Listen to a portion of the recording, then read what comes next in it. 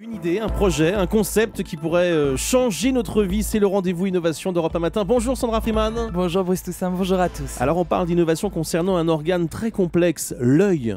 Et la science avance à grands pas. Oui, on dispose de plus en plus de pièces de rechange pour réparer la vue. Il y a des implants artificiels pour le cristallin et voir net, pour l'iris aussi. Il y a des anneaux pour la cornée. Et pour la rétine, c'était très compliqué. Et pourtant, là aussi, ça devient possible. Aujourd'hui, une soixantaine d'aveugles, encore un aux États-Unis cette semaine, ont été greffés de ce qu'on appelle un œil bionique, non biologique, pour pouvoir recouvrer la vue. Alors on sait qu'il y a plus de 38 millions de non-voyants dans le monde. Est-ce qu'ils vont voir à nouveau ?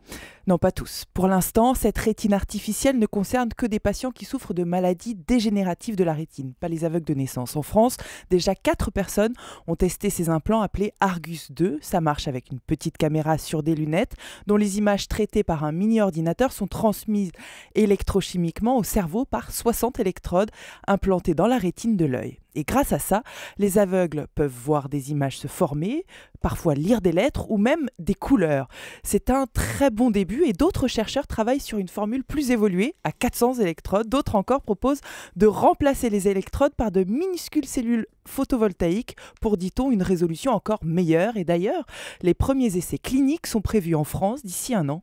Alors donc aujourd'hui, qu'est-ce qu'on a à disposition concrètement pour les non-voyants ? Eh bien cette fameuse rétine artificielle Argus 2, elle est d'ores et déjà autorisée à la commercialisation dans toute l'Europe. Ça coûte 73 000 €. Mais tout en reconnaissant le fort potentiel de cette technologie innovante, la Haute Autorité de la Santé en France a décidé fin 2012 là, que ce ne serait pas pris en charge par la Sécurité sociale. Faisons donc confiance aux scientifiques pour aller encore plus loin dans ces technologies innovantes. Merci Sandra Freeman.